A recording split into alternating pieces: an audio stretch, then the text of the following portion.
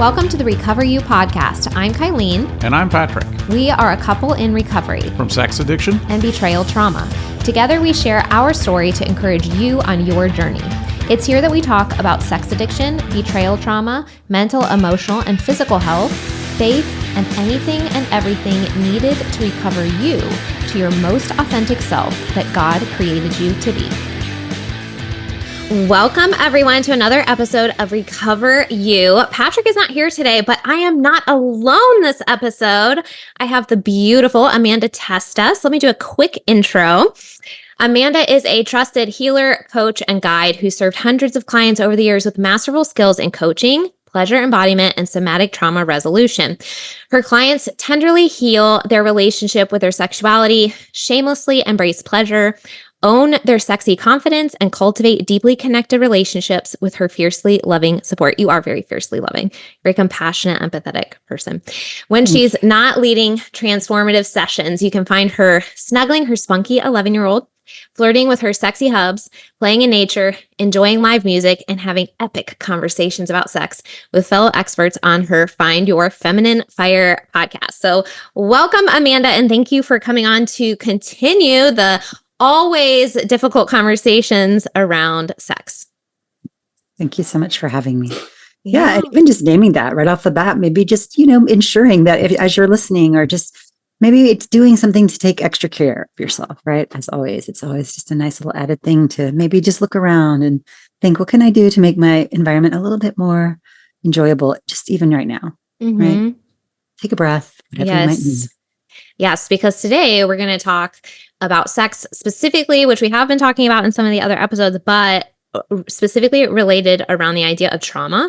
And so I think that's a great idea. Make sure you're comfy and make sure that this is, first of all, an appropriate topic for you. So I've mentioned that too in another episode, know at this point in your recovery journey and where you're at, if this is going to be an appropriate conversation for you on the podcast. And if it's not, that's okay. We have lots of other episodes you can listen to and you can come back to this when it's time. But yeah, I'm so glad to have you on. So we had a conversation once and you had said, I'm not a fan of porn.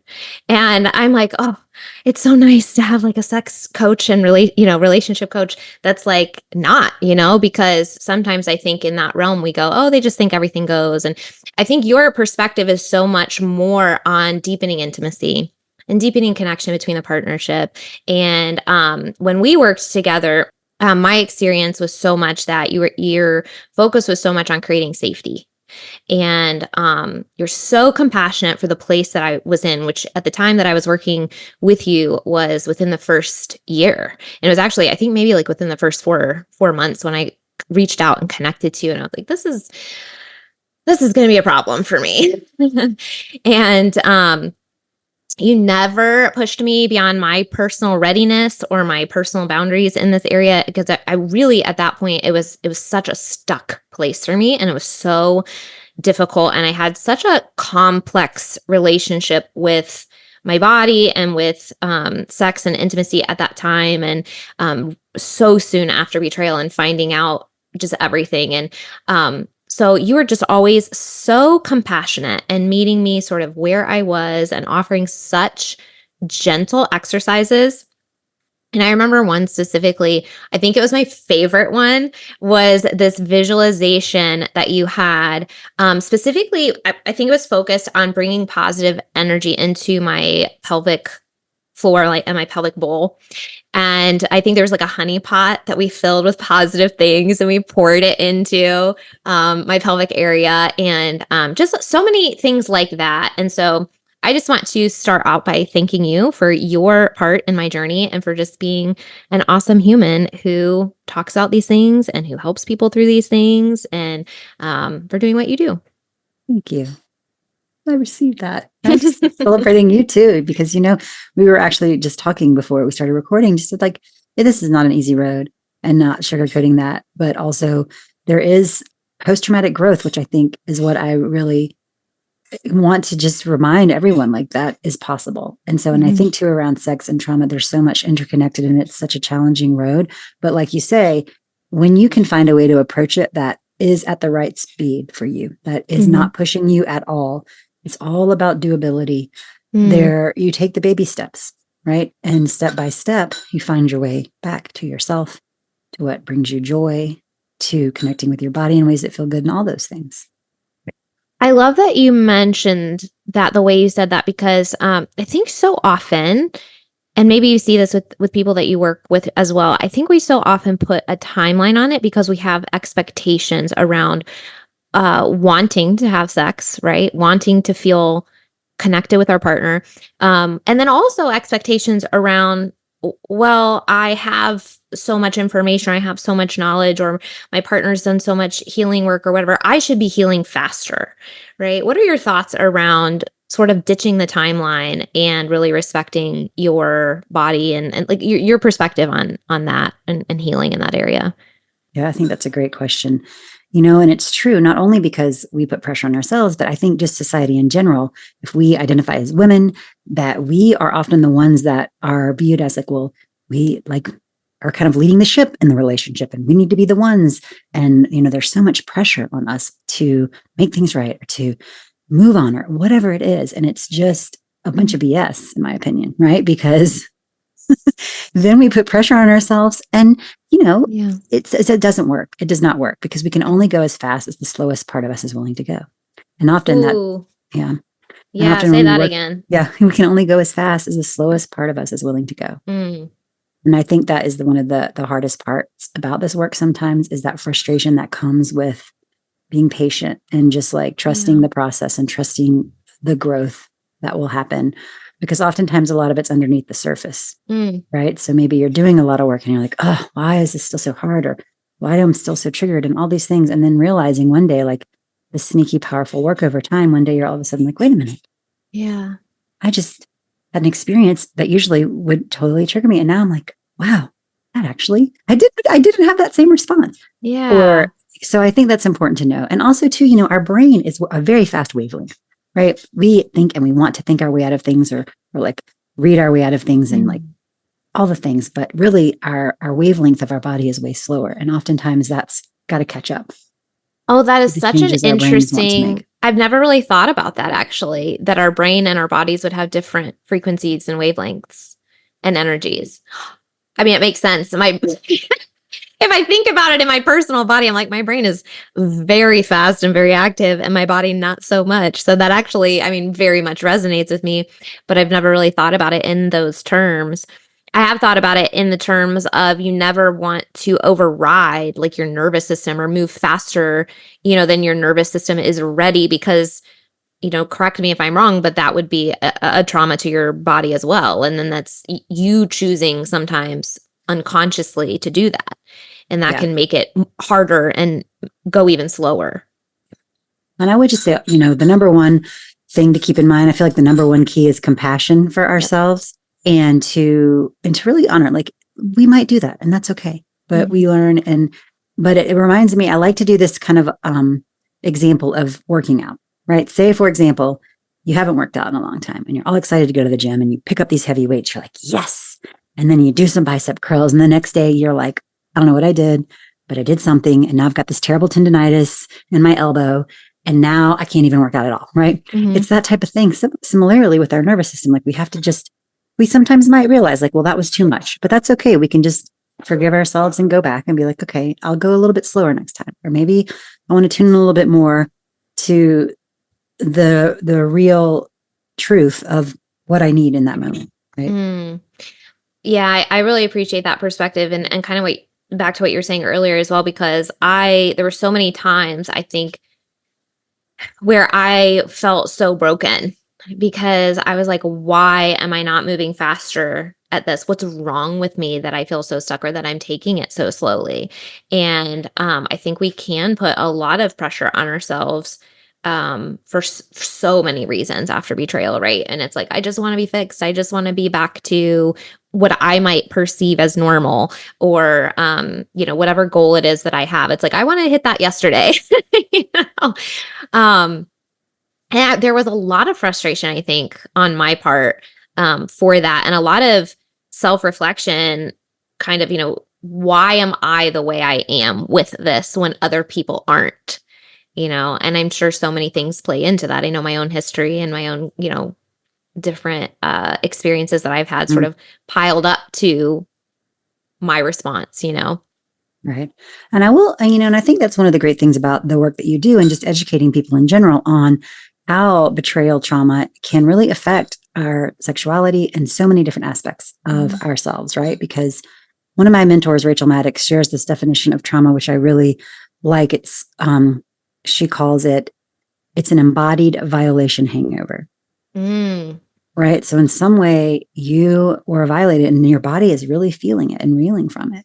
And, it can impact a lot of different things, right? Our sexual desire, our sexual response, our overall sexual health, the connection between pain and our emotional response is very complex. And a lot of that is tied together.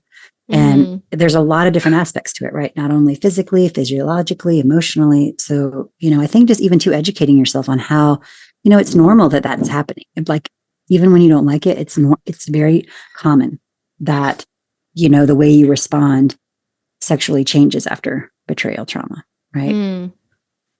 So just to name Yeah. that. Oh, well, I think that's so helpful to just as a reminder that it's normal, right? I think so many of us can I was like you look at other people and you compare your response and you're like, but I should be maybe over here or I wish I was over here. And so just normalizing stress and trauma and betrayal, everyone is going to respond slightly differently to those experiences. Um, and how your body and your brain and your openness to intimacy and openness towards sexuality after that is going to be very different as well. I know when we were working together, a lot of it was focused on sort of reconnecting with my body in a healthy way. And kind of talking about this idea of not pushing it too quickly and everyone's response being a little bit different. Can you talk about what's that look like? What's the foundation of sort of reconnecting to your own body, or your perception of sex or intimacy when there is something that historically maybe has hurt us, or there are different shame messages around it or fear around it because of the things that have happened? I really think that's a great question. And one of the reasons why I think having a lot of self compassion is key as we rebuild this connection to our bodies is because it can be very common that we just disassociate from our bodies. Like we don't really want to be in there, Mm-hmm. right? We're like, this is a coping mechanism often, right? And sometimes it's really healthy. You're like, wow, first of all, it's really thanking your body for taking care of you in that way, right? You Mm. just couldn't be there and you needed to go away. That's great. And it can really, it happens a lot around sex too. And so that's a very common thing. And so maybe that also shows up as a disinterest in sex or inability to find pleasure or just not even, not being present at all. Mm-hmm. And so that's when we can find like a road back to connect to our bodies. It's very powerful because, and at first it might be hard to want to reconnect, but we can kind of learn the language of our body, which is called interoception, which is kind of understanding like, okay, what are the sensations that I'm feeling in my body? Is there a temperature that I'm noticing? Is it numbness? Is it pain? Is it, tickly? Is it hot? Is it cold? Is it like expansive? Does it feel contractive? Like kind of learning the language of our bodies and how things show up can help us understand more like what it's telling us. So, Mm. for example, maybe there is the thought of a sexual experience comes to mind or even moving towards that. And immediately you're like, I can just feel my body just constricting and it's like a vice. Like that can often happen, right? And so it's just noticing, well, taking the time for you to kind of be with understanding what that message is. And Yeah. oftentimes, a lot of the work that I do with clients is around somatic experiencing. And so it's really giving, you don't have to relive anything, right? But it's just noticing, okay, as you have that thought, what might you be experiencing? And giving your body the chance to maybe unwind any stuck stress might be there. So, Mm. for example, I can share kind of an example of this that makes it a little easier to understand sometimes. So say, for example, you hear a loud noise to the right and you want to turn your head to the right, right? But you don't let yourself turn to the right. So, like, feel just what that feels like to really want to turn to the right and really want to know what's there, but you just can't. Mm. And then imagine holding that for 10 years, 2 years, right? That like response of wanting to do that never got to complete. And so maybe there's that like stuckness that comes up. And so what that can look like is like, okay, well, what if you just kind of notice, what could it be like to turn your head and let your head do what it wants to do? That's kind of an example of how stuck things can show up in your body. So say, for example, a lot of times there's pelvic pain or even like vaginismus where your body just won't open and your muscles contract and close and it's involuntary, right? It's beyond our control. And so oftentimes that, there's lots of things you can do to work with that. There's lots of things you can do to heal and to move forward if that is happening. But the reason why we want to find the things that make us feel good, find the things that we enjoy in our physical body, it kind of opens the pathways to more pleasure. Because pleasure and pain they both originate in the same place in the brain. And so when we can kind of start to remember the pathways to what feels good, then it's easier to go down those pathways. And so it can start really wide. So oftentimes I think, if we're looking at our sexual selves, one of my teachers, Ma Ananda Sarita, talks about like the stairwell kind of thing. So there's this big wide spiral staircase. And then and how it's very wide at the top and then spirals around. And as it spirals around, it gets tinier and tinier. And like at the very bottom of the spiral staircase, that might be your sexuality, right? Your sexual organs or whatnot. But when we're talking about sexuality, we want to think about even the house, even the whole landscape of this environment in which the staircase lives, because we want to make sure, like, what is our environment like? Is it an environment that I enjoy? Do I feel safe in this environment? And what can I do to like create these more pockets of safety in my environment? Starting outside, working your way in, right? So it's like, maybe what are the foods that I enjoy eating? Do I even know what that is? Right? What are the smells I enjoy smelling? What are there certain types of fabrics that I like to wear or that I don't? And maybe I'm sitting here wearing these really uncomfortable pantyhose and I'm like, forget that. I'm done with pantyhose, right? But such a good example. Yeah. Yeah. So it's There's like so much in what you just said. I think where I love that you use the word safety because I talk about that so much in terms of moving forward in a relationship. Like that's the foundation of your ability to reconnect. And that would be the foundation of your ability to reconnect sexually as well. You've got to have that safety there. But I love what you're saying, even even within just yourself, offering that safety and compassion within your own body, outside of even your partner, and making sure that I call them like pro you choices. Like you're going to make pro Amanda choices today, right? And so that is sort of coming back to kind of what you're saying is like, what do I like? What do I need? What's going to help me feel safe today? What's going to help me feel grounded today? And it makes me think of the movie Runaway Bride when Julia Roberts doesn't know what kind of eggs she likes. And sometimes we just go about, like you're saying, like living life, like doing these things because we think we're expected to do them, or it's become a pattern, or, maybe it was a trauma response at some point and then it became a pattern or whatever. And so now I think when you're choosing recovery and you're choosing health, there's a real opportunity to step into this version of yourself that's way more authentic and way more aligned and grounded, maybe even than before betrayal. And before you were hurt in this way. And so you even doing that within your body, like you were saying, like what is it that I like? Do I even feel comfortable giving myself a hug? Like, am I somebody that feels comfortable being touched? Is it okay if other people hug me? Like, because I think sometimes we go from 0 to intercourse and it's like, okay, but can we touch hands and feel okay with that with each other? Like, is there intimacy there? Yes, I think that's so Is there huge. safety there too? Yes. And that's kind of one of the reasons why, like, when you can connect with your own body first and kind of even learning, like, what does a yes in my body feel like? What does a no in my body feel like? And it really helps to regain a sense of trust, because that is often really shattered after betrayal, not only your ability to trust others, but also your ability to trust yourself. So when you can make those small choices to take care of yourself, it's that reminder, oh, wait, I can trust myself. I'm thirsty. I'm drinking water. I can trust myself. Ooh, I really do love cuties. And they're really in season right now. So I'm going to go buy 2 huge bags and enjoy all my cuties. And then I'm like, yes, I can trust that I know what I want. Or, you know what? I really don't need a cup of coffee. I'm just going to say no to that because I know it'll just make me feel too jittery. And you're like, yes, see, I can listen to what I'm needing. And like those little things are huge. And it also pertains to our sexuality too, because then you can kind of feel what does it feel like in my body when I'm like a full yes to something? and I really want to lean in? And what about when I'm a no and I'm just like want space? Yeah.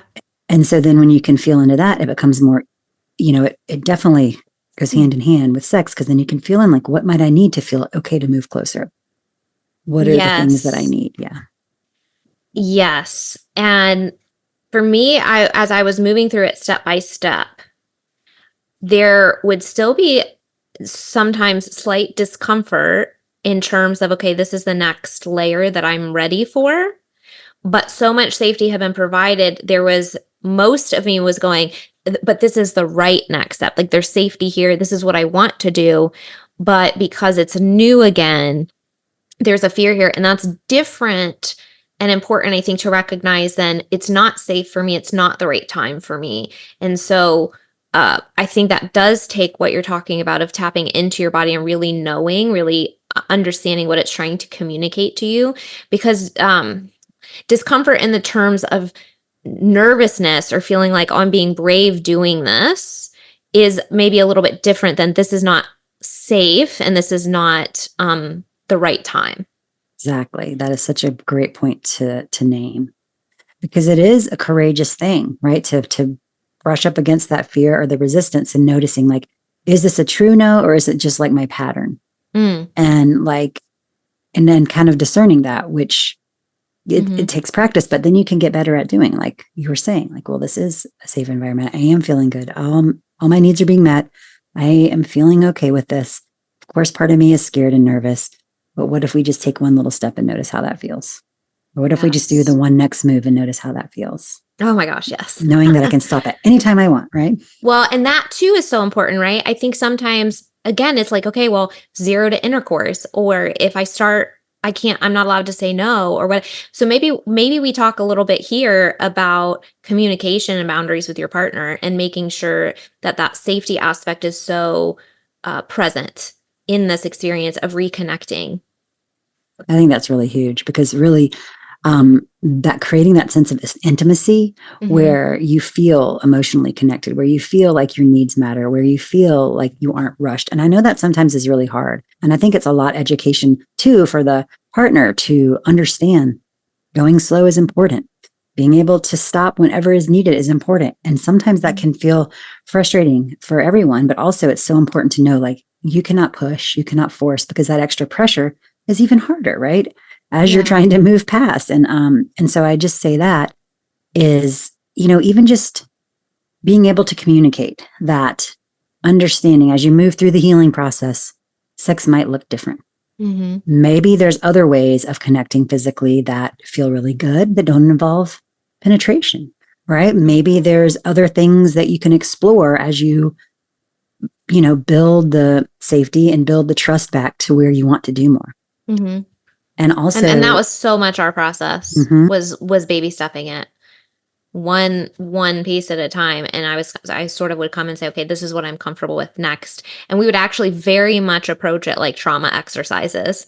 So in a sense, the first, like these different phases that we would take, a lot of them were not about sexual gratification in that moment. It was, okay, I'm doing this because this is a trauma processing exercise for me. And that allowed both of us to come in with a different sense of safety doing it. And maybe a little bit of I don't want to say lack of expectation in a way, but sort of, where he was able to be very present and intentional about whatever step we were on, because he knew the importance of it. And that it, like, the end game with most of those steps was not necessarily to, go to intercourse and have an orgasm or all those kinds of things. It was like, okay, this is the step that we're on. Let's make sure that this step feels safe. And I think really I love creating the environment where sexual exploration can be like a healing playground.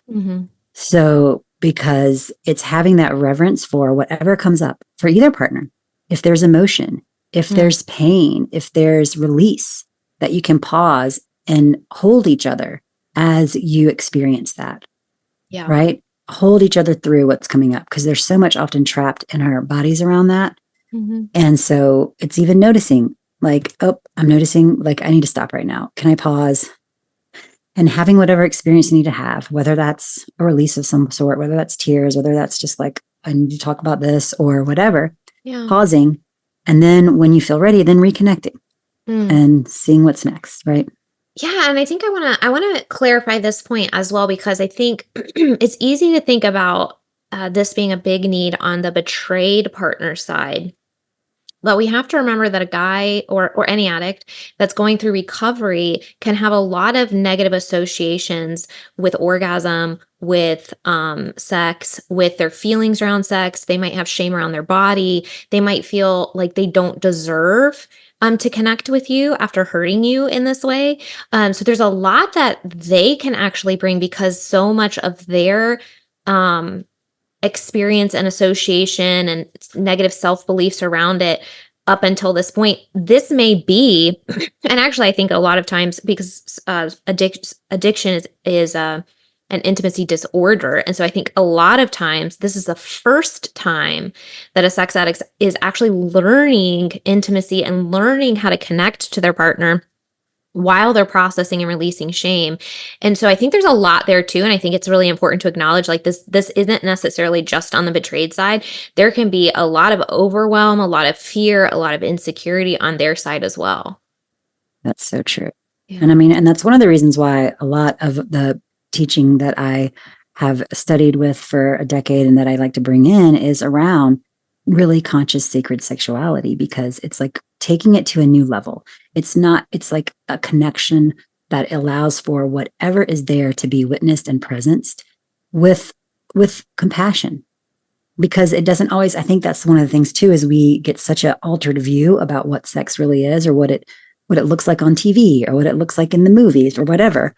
Mm-hmm. And it's so unrealistic, right? And so when we can kind of just be like, what if this is just a playground for whatever comes up, and not judge ourselves? Like, what if one of us has a meltdown? What if one of us needs to scream? What if one of us wants to punch the pillow for a few minutes? What if one of us needs to like really enjoy it? Like, what if we really enjoy it? What if we can find like the also like being gentle on yourself, and sometimes inviting in playfulness can really help with the stress of it all, right? Because we have to be gentle on ourselves, and sometimes there can be some really funny experiences that happen along the way too. Oh gosh, right? Yeah. Funny, embarrassing, awkward, all of the above. Good.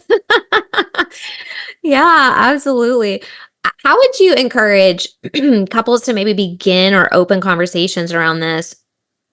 Maybe that have a history of, this is not something we talk about in our relationship. So maybe, let's say, before discovery, before everything's come out, they might have thought, oh, we have like a normal sex life. We kind of go in, we do this physical thing, but we don't really talk about it. And then this comes out, and they've been forced to have really awkward conversations. And now they're like, okay, I don't know how to now we're looking for, how do we be vulnerable with each other? How do we actually connect with each other? How do we talk about these really uncomfortable things? So do you have any suggestions for either things to make sure that we cover in our conversations, or ways to bring this up and create a space where we can openly discuss? That is such a huge point. And it is a very oftentimes awkward thing, because it's so funny how many, I mean, it's not funny, but like, I can't even tell you how many couples come to me and they're like, have great connection around everything, but this one area they cannot talk about. And it's so common because it is so shamed, and there's so much taboo wrapped up in it. And so the first step that I always invite people to do is really to take a look at your own sexual story, right? So take some time on your own, and each of you do this. So both partners would take some time and write down, okay, what are the things I learned about sex coming along? What were the lessons? What were my experiences? Were they positive or negative? What did I learn coming along? And what was my culture telling me? What was my family telling me? Maybe what was my community telling me? This, that, and the other. And really getting clear on that, so you can kind of see, where am I coming from in all this? And even just naming that, like, and then also as you do that, maybe there's shame that comes up. Maybe there's like fear. And so even letting those perspectives speak. So if your shame around sex could talk, what would be all the things it would say? Maybe it's like, oh, I have this like old church lady living inside of me, and she's like, you're going to go to hell. You cannot touch your body in that way. Everyone that's, like all these things that might be coming up, right? I so love that you brought that up. It's so true. It's so common. Okay, the two things like hit me. First of all, it just resonated with me the way you just worded that shame around sex is a part, because I'll do like parts work, right, with my clients and stuff like that. And I'm like, shame around sex is a part. So that's a fascinating sort of connection and way to think about dealing with it because you can talk to that part and create safety and compassion and stuff like that. But the second part is like that part when you're looking at parts, you always create like, what do they look like? What version is it? It's an old church lady who's like shaking her fist and Bible thumping you about sex, right? I'm speaking from my own personal experience. No, I hear you. Yeah. And that's, I think, such a common one, which is why we have such a hard time talking about it, right? Because I think even if nobody ever explicitly said this, in some cultures or communities, there's an idea that like sex is for procreation. It's, or a lot of times is pushed is that men need it, women don't. It's your job to give it to them, right? And so either one of those really destroys this mutual connection of safety and intimacy. And if you think with that last example you spoke, if that is the case in a betrayal situation too, then there's even much more pressure on the woman to be like, well, I better pull it together, and that stress, which is not going to work. Anyways, but so I think when both of you take the time to kind of reflect, and then you can come to each other with even starting sharing your stories, like, what did you learn? Because then you can kind of have empathy for one another. And what was it like for you? And really listening to what your partner has to share about what did they learn coming along. And maybe what if there was some magical environment that you could have grown up in where this was like a celebrated thing and everyone was like cheering you on as you grew into maturity and like teaching you really safe and sacred ways to honor your body and pleasure and connect with someone in a really loving, present, conscious way. Right? What would you have loved to have learned? And then you can talk about that, right? So it's starting with those kind of conversations. Mm-hmm. And then maybe it could then from there, it can bridge the gap eventually to bring in more like, well, what would we love to see in our relationship more? Like what are the things what are your fears around it? What are your desires around it? Mm-hmm. And having those conversations starting from that place. Mm-hmm. Oh man, there's so much within this. And I think about, difficult conversations are usually the conversations that need to be had with a frequency and commitment of we're going to keep doing this until it's not uncomfortable to talk about anymore, right? Until this is so safe. And I think about that with my own journey. Like when I started working with you, I was not talking as openly and freely and using the same terminology that I am today. Like it was very different. So now I'm talking about it so openly, and it's like there's just been so much healing, but that took a lot of practice and a lot of intentionality and a lot of like moving through and doing so much of this healing. When we think about, and I'd like to hear your perspective a little bit maybe more deeply on the difference between physical interaction versus establishing intimacy with your partner, and how that intimacy like maybe even improves or changes, or it just is such a different experience, but with the physicality. But to that point, one of the exercises that you had given us that was just really beautiful and non-sexual, but just really beautiful was for Patrick to talk to my different parts and to offer love and compassion to my body. And he would. So he would talk to like my breasts one day, or he would talk to like my uterus one day. And then I think one time he like talked to my vagina or like whatever, And oh my gosh, like the process of him doing that was for both of us was such a great process of him talking to my body and offering it. And the way he did it too was so cool, because he would say things like, gosh, this was so long ago, I'm trying to remember, but he would say things to the effect of like, it's okay, you're safe. Like, I love you and I appreciate you. And I'm, whatever it was, whatever words he was using to kind of express that and create that safety there. Right. And he's like, he would say things like, I know that you're scared, talking to my different parts. And I was like, but it was just, just such a, like, who thinks about doing that? It's just like, I don't think I had ever heard about that concept. And that was such a beautiful thing. So I think that's a great example too, of like, it's not even intercourse necessarily, but like, what a connecting exercise to do, and a healing exercise when you have so much pain around this area, to connect and be vulnerable with each other like that. Mm-hmm.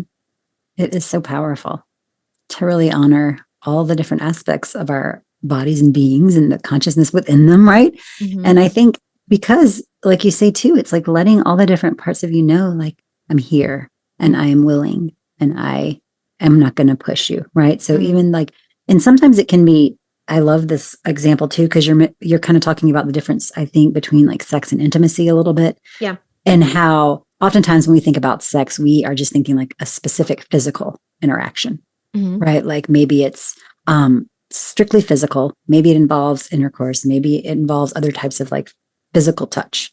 But that is also something that can occur without intimacy at all, right? And Right. so, but intimacy, on the other hand, it involves this deep sense of closeness, of trust, of presence, of connection, and it extends beyond just physical to emotional and intellectual and even spiritual and beyond. And so that's what, like, a big part of building intimacy is creating these like practices where you can connect.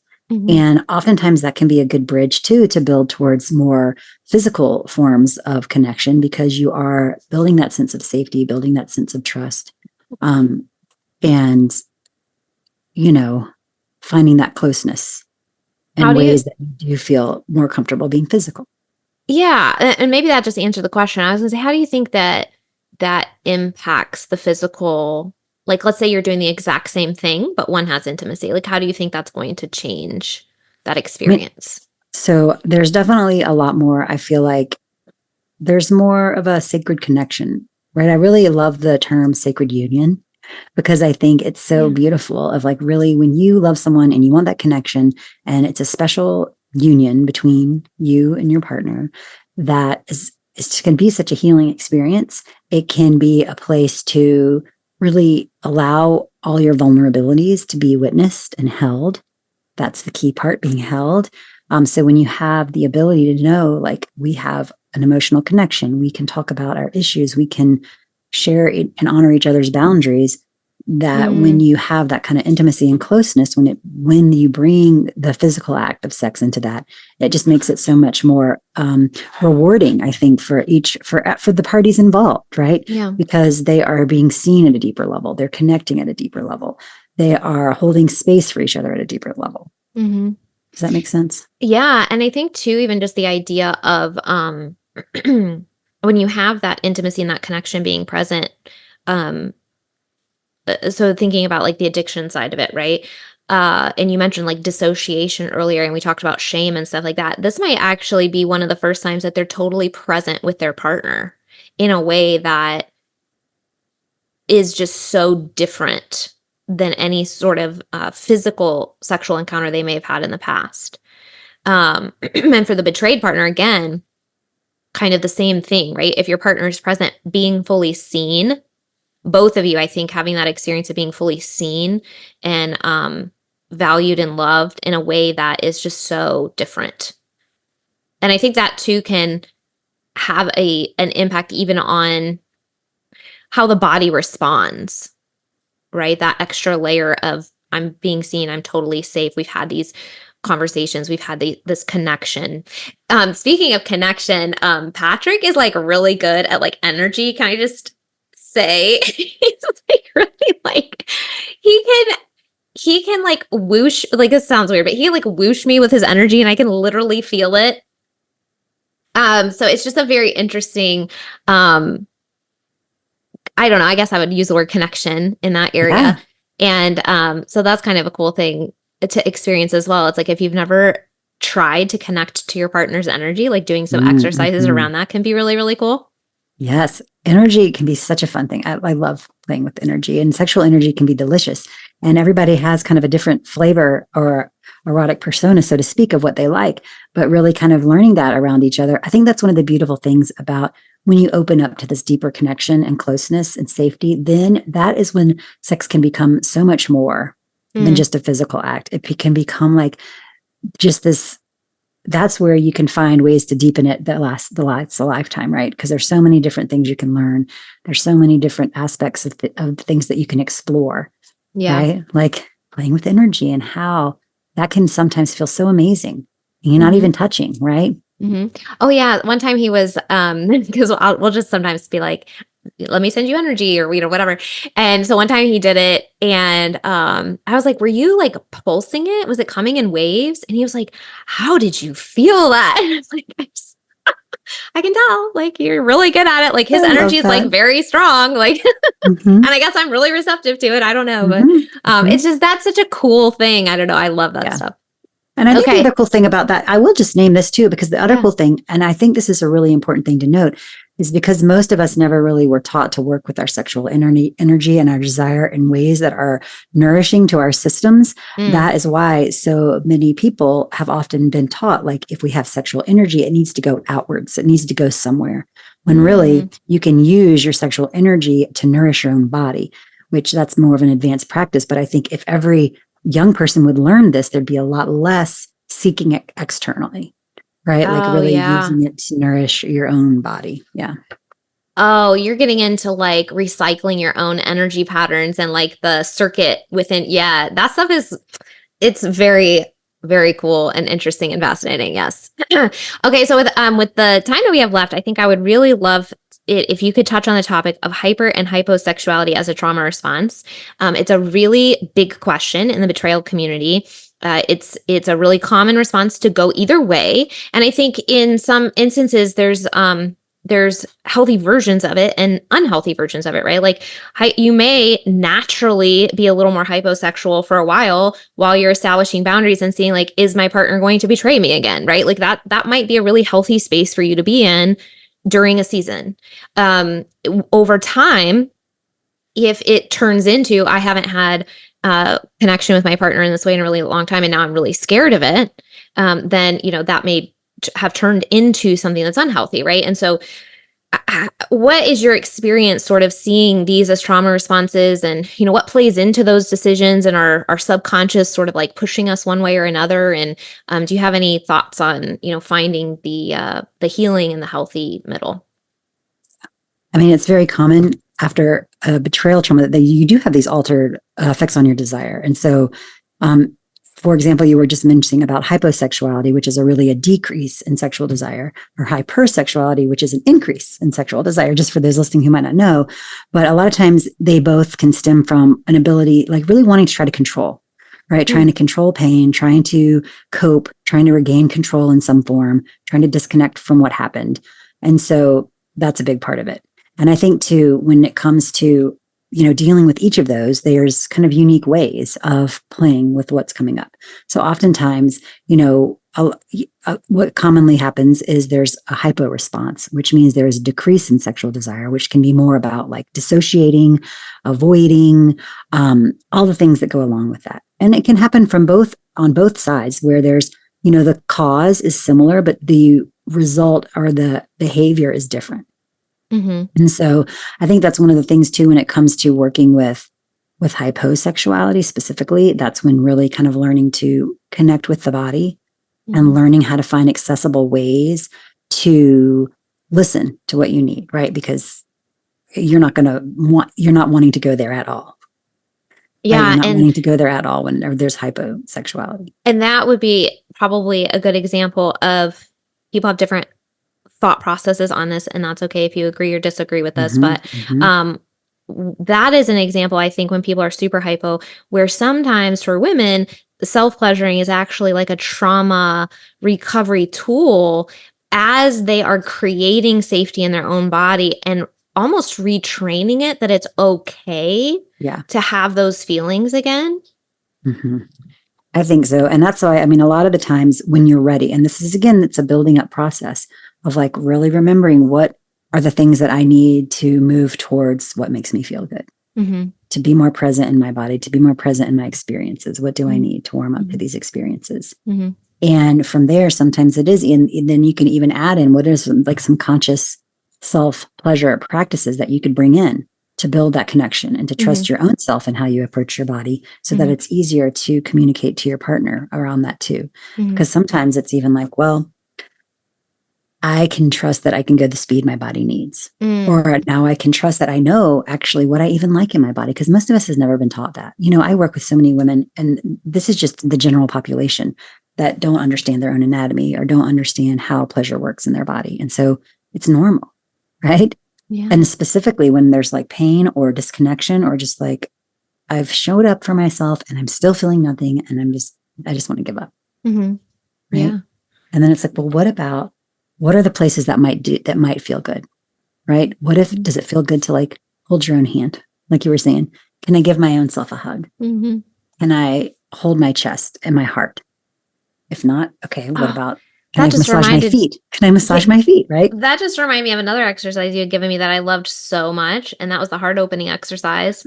And again, non-sexual, but I'd be like standing in the shower and I'd be doing the heart opening exercise, and it was literally a physical movement with like an emotional intention about opening my heart center.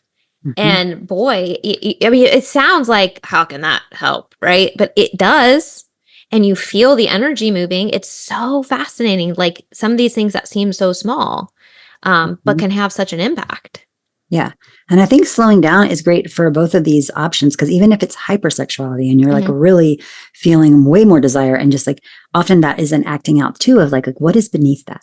Like what is the need underneath that is trying to be met? Is it because you want to feel like there can be a million things like, but tuning in, what is the need beneath that behavior? And Mm-hmm. slowing down, like, okay, I'm about to, what is it that I really want underneath this? Mm-hmm. And is this the best way to get that in this moment? Maybe it is, maybe it's not, right? But it's just slowing down to tune in. What is it that I really need beneath this? Yeah, I think that's such an important point because when we can drop in, there may even be a healthier way to get that. In one of the other episodes, I've talked about the idea that if sex is the only way you're feeling connected to your partner, it's usually indicative of a disconnect in the relationship. And so, if like you were mentioning earlier, it's like when you can work on the intimacy and the connection and the trust and the safety and the communication and the boundaries and all of these things that go around interacting physically, then that can be this natural, safe, beautiful expression of all of these other interactions that you've had as a couple, this expression of the totality of your relationship at that point. Yeah. For sure. Well, thank you so much for all of your thoughts and expertise. Is there anything else that you think would be an important message around this topic to share today? Well, I think just first of all, as I mentioned before, just having compassion for yourself and honoring your speed, honoring what you need. And really, I would say like that is such an important thing to tune into because so often we are just so disconnected from that in general. And Mm-hmm. as especially if you're listening and you're identify as a woman, so often we are so worried about pleasing everyone else and taking care of everyone else's needs that we forget what ours are. And so I would just say, as you move through this process, remember like your needs and desires are very important. And so just keeping track of what those are, right? Just really staying committed to your own compassion for yourself and like honoring your needs above all else is what I would say. I love that. No, thank you for reminding us of that because sometimes you'll hear this perspective that focusing on myself is so selfish, but I think you have to be healthy and aligned in order to have um, good connection with other people, in order to have the energy to show up effectively in all of your other relationships and activities in life. And so if you are running on empty, like that's not going to help anyone long term. And so I actually think that's such a good point to remember. You've got to nourish yourself so that you have the strength, the ability, the Mhm. capability, the energy, all of those things to connect the way you want to and show up the way you want to in the rest of the world. Yes, that's so true. The connection is just the best. Thank you. Amanda, where can people connect with you? And if they're interested and they feel like they're in a good place in their healing journey and they want to maybe work with you and kind of connect in this area, like how do people find you and tell us all the places and all the things? Yes, thank you. Well, you can find me at my website. It is Amanda Testa, TESTA.com, like take a test with an A at the end. And I also have a lot of free resources if you go to amandatesta.com/thegoods. And so there is a lot of information there. And there is a place there as well. If you did want to, just explore if working together is right, then you can always, I always am happy to consult people there. And I also have a podcast, Find Your Feminine Fire. So those are the places you can find me. Yeah. Yay. Well, thank you so much for being here and for everything you do and just for being awesome. Yes. Thank you too, Kylene. So good to see you. Woohoo! If you're listening to this, it means you've made it through an entire episode. Part of recovery is spending time engaging in healing and self-growth activities. We are thankful that you chose our podcast to be one of those activities today. Make sure you reward yourself for that accomplishment. If you've enjoyed this episode or this podcast, we would love to hear from you. Please take just a few moments to leave a rating and review, letting us know your experience with Recover You. We not only love hearing how these episodes are helpful, but ratings and reviews help others just like you who are searching for recovery information and support find the podcast too. We can't wait to hear from you. See you next week.